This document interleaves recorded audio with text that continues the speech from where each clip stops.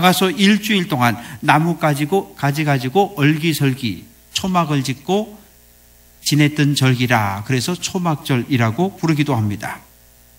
솔로몬은 진정한 안식은 하나님에게만 있음을 백성들에게 알려주기 위해서 이 장막절에 성전을 봉헌했습니다. 솔로몬은 지금 여호와의 제단 앞에 서 있습니다. 예루살렘 성전에 들어가면 여호와의 제단이 있습니다. 여호와의 제단은 노수로 만들어진 번제단을 이야기합니다. 요즘 우리 고기 구워 먹을 때 쓰는 석쇠 같은 개념인데, 그런 노수로 만들어진 번제단은 하나님께 드려지는 제물을 불살라 드리기 위한 제단입니다. 그런데 그 제단 앞에 길이와 너비가 각각 2.3m 그리고 높이가 1.4m쯤 되는 연단을 하나 만들어 두었습니다. 지금 솔로몬은 그 연단 위에 서 있습니다. 거기에서 백성들을 마주해서 하늘을 향해서 두 손을 높이 들고 백성들을 축복하며 기도하고 있습니다. 마치 예배 마칠 때 축도하는 시간이 되면 목회자가 이렇게 손 들고 여러분을 축복하는 바로 그러한 모습이지요. 유대인들은 기도할 때 일어서서 하늘을 바라보고 두 손을 쭉 펴고 두 눈을 뜨고 이렇게 하나님께 기도했습니다. 예루살렘 성전을 건축했으니 어깨가 우쓱하고 교만할 만도 합니다. 그러나 솔로몬은 겸손한 마음으로 하나님께 기도합니다. 오늘 본문을 가리켜 백성들을 위한 솔로몬의 기도라 이렇게 부릅니다. 솔로몬은 하나님께 무엇을 기도했을까요? 7가지 기도의 제목을 가지고 기도를 했습니다. 솔로몬은 하늘과 땅을 다 찾아봐도 여호와 같은 신이 없다고 고백합니다. 모든 나라들은 다 신을 섬겼습니다. 암몬은 밀곰, 모압은 그모스, 그리고 시돈은 아스다롯이라고 하는 신을 섬겼습니다. 그런데 모든 신들은 한 나라의 신입니다. 예를 들면 그모스라고 하는 신은 모압의 신입니다. 그런데 이 그모스 신은 모압이라고 하는 나라를 떠나면 그 영향력을 잃어버린다고 사람들은 그렇게 생각을 했습니다. 나라와 나라 사이에 전쟁이 벌어집니다. 이스라엘 백성들은 전쟁할 때 제일 뭘 들고 나갑니까? 제사장들이 그 어깨에 하나님의 언약궤를 메고 전쟁터에 나갑니다. 그래서 블레셋과 싸웠어요. 블레셋 사람들은 다곤 신을 모시고 나옵니다. 그리고 싸웁니다. 이스라엘이 이기면 여호와 하나님이 다곤 신과 싸워서 승리했다 이렇게 생각했고, 블레셋 군이 이기면 다곤 신이 이스라엘의 여호와와 싸워서 승리했다. 그들은 그렇게 생각을 했습니다. 전쟁에서 승리한 나라 사람들이 섬기는 신이 전쟁에서 패한 나라 사람들이 섬기는 신보다 훨씬 더 우월한 신이다 이렇게 생각을 했어요.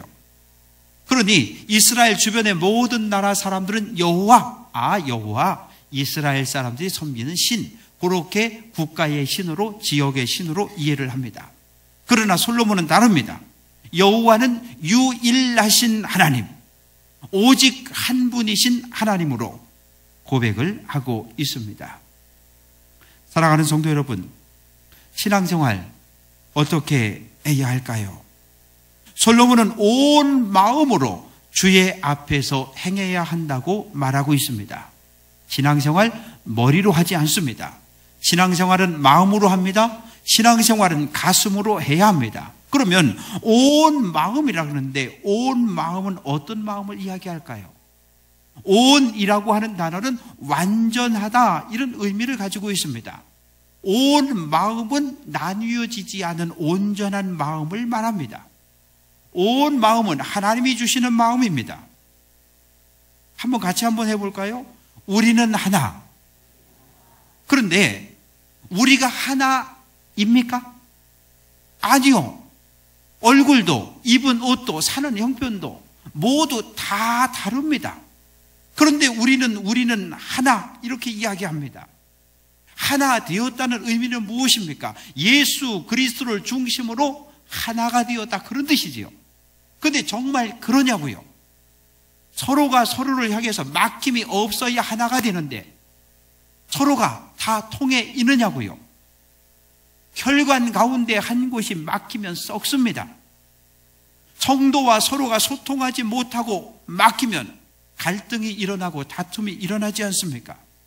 하나라고 말은 하는데 실제로 하나가 아니지요.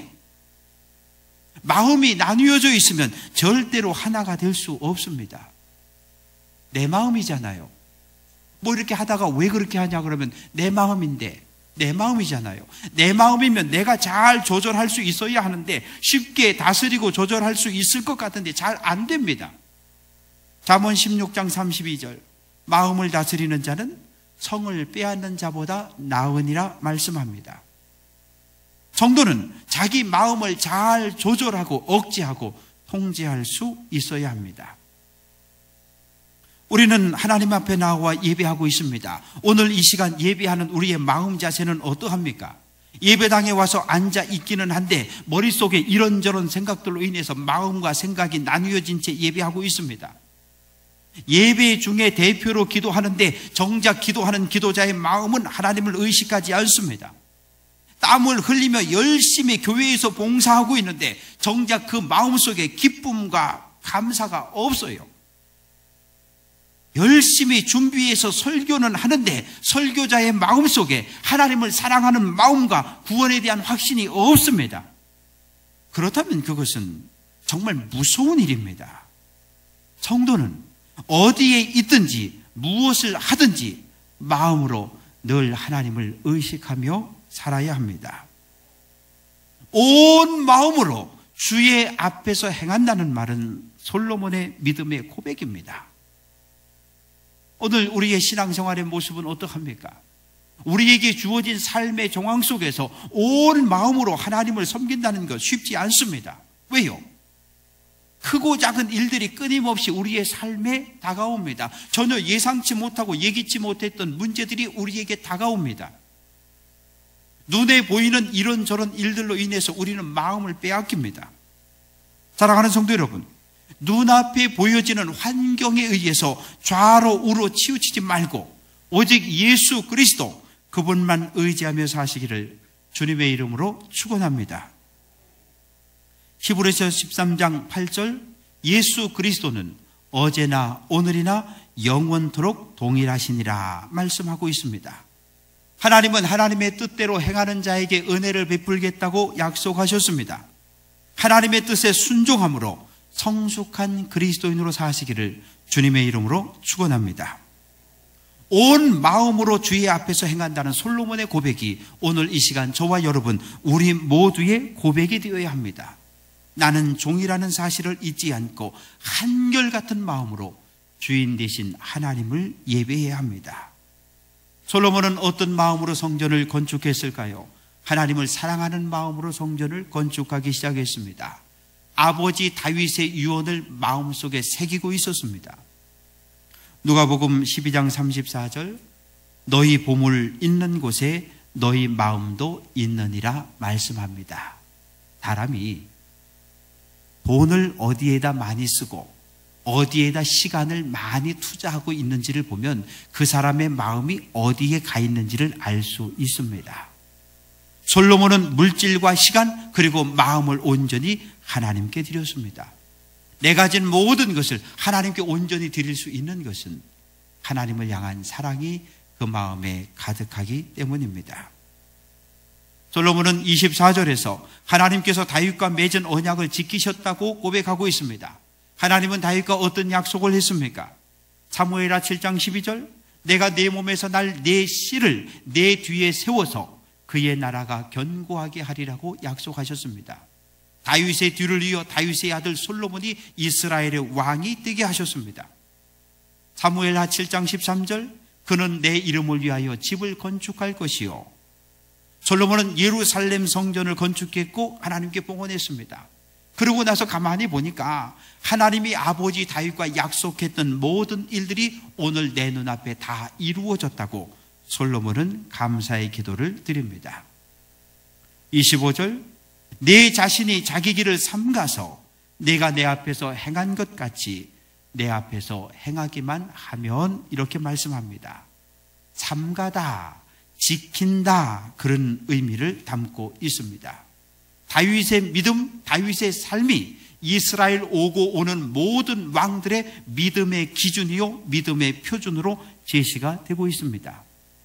사도행전 13장 22절, 내가 이새의 아들 다윗을 만나니 내 마음에 맞는 사람이라 말씀합니다.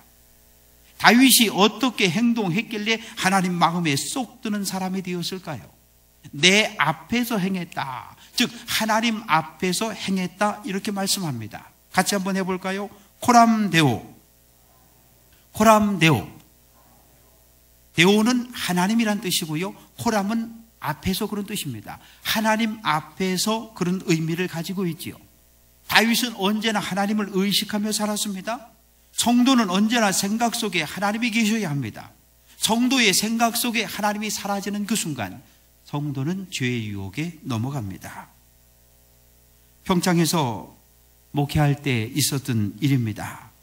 어느 날 원주를 나오게 되었는데, 주진에서 배째를 넘어서 내려오면 박림 삼거리가 나옵니다. 거기서 좌회전을 해서 이제 안흥으로 해서 원주로 나오게 되는데, 박림 삼거리에 검문소가 하나 있습니다. 차를 몰고 쭉 오는데 경찰관이 손을 들어서 차를 세웁니다. 그래서 왜 그러냐 그랬더니 나를 좀 태워줬으면 좋겠다고. 그래서 그러면 타라고. 아내와 아이들이 뒷좌석에 타고 있었기 때문에 경찰관은 제 옆에 여기 자리를 앉았어요. 그래서 이제 함께 개촌이라고 하는 동네까지 가게 됩니다. 제가 어떻게 운전을 했을까요? 그 길 제가 보통 다닐 때 70, 80도 갑니다. 그런데 그 도로는 규정속도가 60km입니다. 제가 어떻게 갔을 것 같아요? 60도 안 놓고 갔어요. 가다 보면 1.5km 정도 직선도로가 쫙 나옵니다. 평소에 추월하기 아주 좋은 도로입니다. 추월했을까요? 안 했을까요? 안 했어요. 왜 안 했을 것 같아요? 옆에 누가 있어서, 여기 경찰관이 있거든요. 경찰관을 의식했기 때문이지요. 성도는 그렇게 살아야 됩니다. 내 옆에 누가 계시다고요? 하나님이 계신 것처럼 성도는 말하고 행동해야 합니다. 내 앞에서 행하기만 하면 이건 조건절입니다. 하나님과 성도는 인격적인 관계를 맺고 있습니다. 관계를 맺고 있다는 것은 신뢰를 바탕으로 합니다.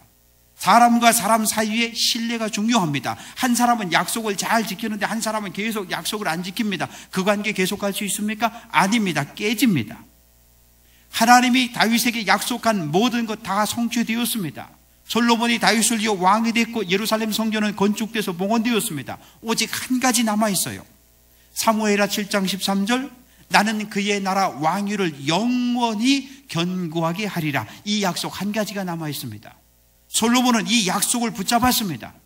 하나님, 내 아버지 다윗에게 약속해 주지 않았습니까? 다윗의 자손을 통해서 이스라엘 나라가 영원토록 통치되리라고 약속하지 않았습니까? 하나님, 이 약속 지켜주십시오. 사랑하는 성도 여러분, 기도할 때 하나님의 말씀을 붙잡고 기도하시기를 바랍니다. 하나님의 말씀, 약속을 근거로 기도하면 하나님은 들으시고 응답해 주십니다.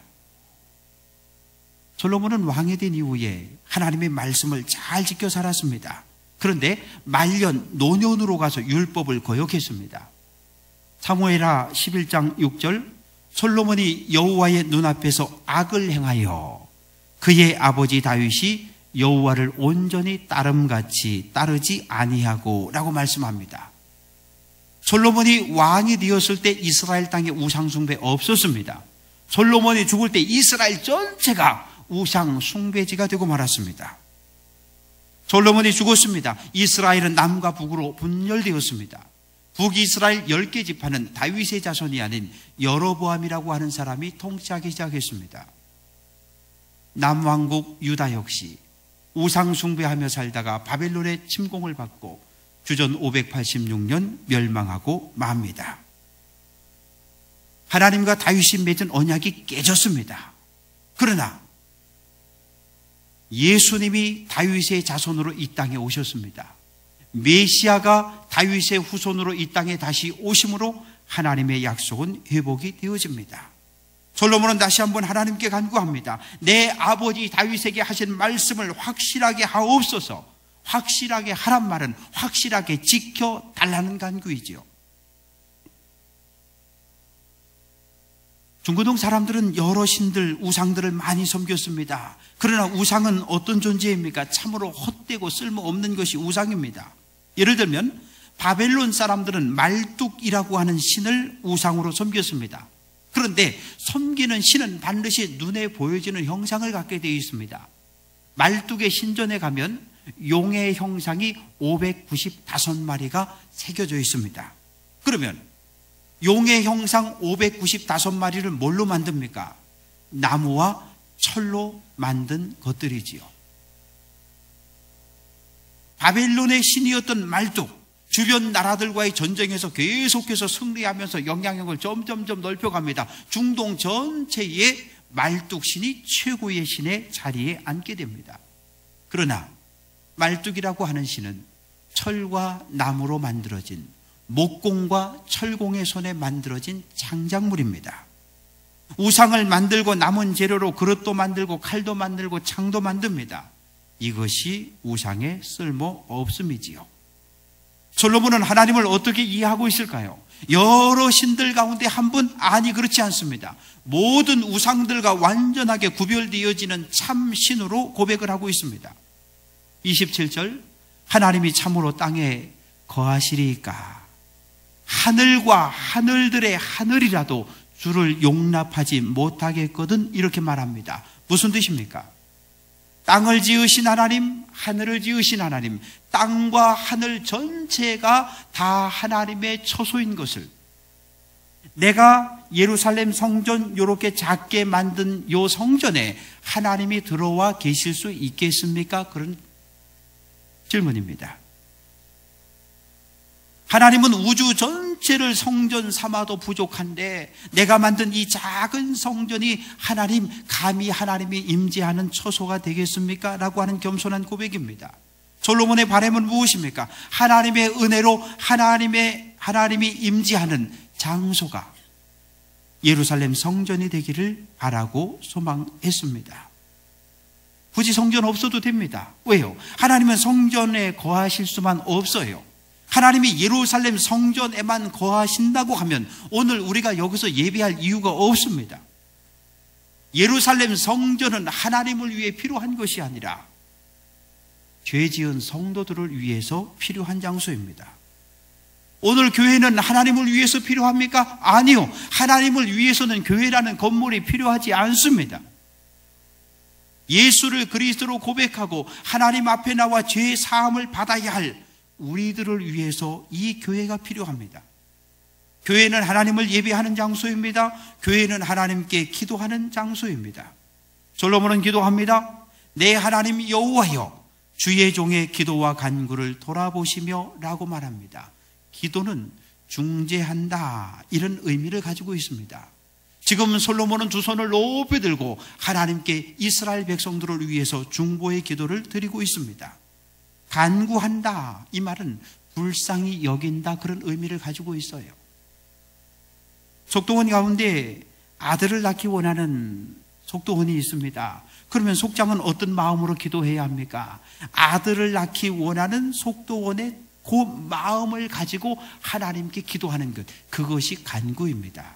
그저 설렁설렁 뭐 아들을 주시든지 딸을 주시든지 아무거나 주시면 되지, 그게 아니고 속도원이 간절히 바라고 소망하는 그 마음을 내가 품고 기도하는 것을 간구라 말합니다. 하나님은 하늘에도 계시고 땅에도 계시고 어디에나 계시는데 굳이 성전을 만들고 성전에 와서 성전을 향해서 기도해야 할 이유가 무엇입니까? 29절 같이 한번 해봅니다. 이 성전을 향하여 주의 눈이 주야로 보시오며, 이렇게 말씀합니다. 하나님의 눈이 밤낮으로 성전을 바라보고 계시기 때문입니다. 성전은 기도를 통해 하나님과 사람이 만나는 장소입니다. 이사야 56장 7절, 내 집은 만민이 기도하는 집이라고 말씀합니다. 성전 그 자체가 중요한 것이 아니라 기도를 통해 하나님과 내가 만나기 때문에 이 교회가 필요합니다. 하나님은 교회에 나와 기도하는 성도의 눈물을 보십니다. 그 부르짖는 부르짖음을 듣습니다.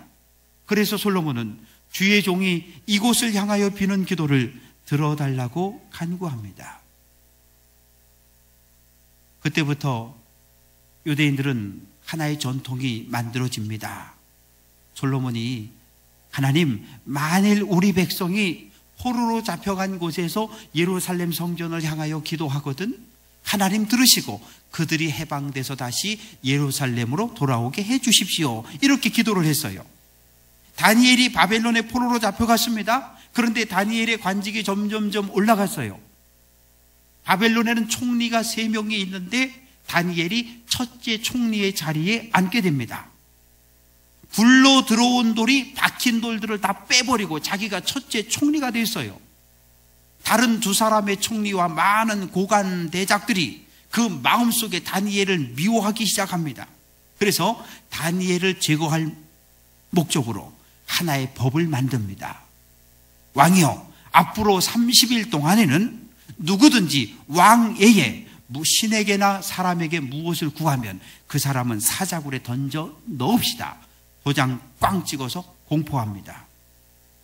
다니엘서 6장 10절, 예루살렘으로 향한 창문을 열고 전에 하던 대로 하루 3번씩 무릎을 꿇고 기도하며 그의 하나님께 감사하였더라 말씀합니다. 다니엘은 예루살렘으로 향한 창문을 열고 무릎 꿇고 하나님께 감사의 기도를 드립니다. 내가 하나님께 기도하면 불이익이, 고난이, 어려움이 닥쳐올 것을 알면서도 다니엘은 예루살렘 성전을 향하여 기도하는 일을 멈추지 않습니다. 기도는 내 생명을 걸고 해야 합니다. 기도할 때 내 생명을 걸고 하나님 앞에 기도할 때 그 기도가 응답을 받습니다. 솔로몬은 자신과 백성들이 성전을 향하여 기도할 때 듣고 응답해 달라고 간청합니다. 교회는 하나님을 예배하는 장소요, 교회는 하나님께 기도하는 장소입니다. 기도는 하나님과 성도를 서로 연결해 줍니다. 성도는 땅에서 기도하지만 하나님은 하늘에서 듣고 응답합니다. 예수님은 너희가 땅에서 매면 하늘에서 매일 것이고 너희가 땅에서 풀면 하늘에서도 풀리리라고 말씀합니다. 기도는 성도의 호흡입니다. 기도하지 않는 성도, 그 육체는 살아있으되 그 영혼은 병들고 종래는 죽을 수밖에 없습니다. 솔로몬은 범죄한 이후에 하나님 앞에 돌아와 회개의 기도를 들을 때 하나님 듣고 우리의 죄를 용서해 달라고 간청합니다. 성도는 제사함의 확신, 기쁨을 가지고 살아야 합니다. 교회는 죄인들의 공동체입니다. 교회 안에는 죄인밖에 없어요. 한 부류는 스스로 죄인임을 깨닫고 회개한 죄인과 또 한 죄인은 죄인인 것을 아직도 깨닫지 못한 죄인들이 있습니다. 우리는 모두가 다 죄인이에요. 그러니까 죄인들끼리 서로 사랑하고 서로 애껴주고 서로 용서하며 그렇게 살아야 합니다. 하나님을 향한 마음이 둘로 셋으로 쪼개지고 흩어질 때 우리는 하나님을 온전히 예배할 수 없습니다. 고린도후서 13장 5절, 너희 안에 믿음이 있는가? 바울은 우리에게 묻습니다. 우리 안에 예수 그리스도 계신가요? 우리 안에 예수님이 계신지 우리는 자주 묻고 확인해야 합니다. 예수 그리스도 그분이 내 안에 계시다면 우리는 염려할 것이 없습니다. 사랑하는 성도 여러분, 하나님은 하늘과 땅을 만드신 창조주입니다. 우리는 창조주 하나님을 오직 한 분 유일한 하나님으로 믿습니다. 온 마음을 다해 하나님을 예배하고 찬양하고 기도해야 합니다. 우리의 마음이 흩어질 때 우리는 죄의 유혹에 넘어가고 범죄하게 됩니다. 늘 깨어 기도함으로 마음을 잘 지켜가시기를 주님의 이름으로 부탁드립니다. 우리의 입술은 주변 사람들을 축복하는 입술이 되어야 합니다. 저주하고 미워하고 시기하고 비판하는 것이 아니라 축복하고 칭찬하고 격려하는 입술로 쓰임을 받아야 합니다. 교회는 예수님의 몸된 교회입니다. 사랑하는 성도들의 삶을 통해서 살아계신 하나님의 증거가 나타나야 합니다. 강단에서는 생명의 말씀, 진리의 말씀이 선포되어야 합니다. 그럴 때 하나님의 영광이 우리 교회 위에 임재하게 되고 그럴 때 이 땅에 하나님의 나라를 넓혀갈 수 있습니다. 날마다 겸손한 마음으로 하나님 앞에 무릎을 꿇고 가족과 성도 그리고 이웃들을 축복하며 기도하는 성도들이 될 수 있기를 주님의 이름으로 간절히 축원합니다. 기도합니다. 아버지 하나님, 오늘 말씀을 통해서 우리가 온 마음으로 하나님을 예배하고 기도해야 함을 깨닫게 하시니 감사합니다. 예배하는 이 순간 우리의 마음이 나누어지지 않게 하시고 기도하는 이 순간 우리의 마음이 온전케 하여 주옵소서. 온전한 마음으로 늘 깨어 기도하고 가족과 성도와 이웃을 축복하며 기도할 수 있는 귀한 성도들의 삶으로 인도해 주옵소서. 예수님 이름으로 기도합니다. 아멘.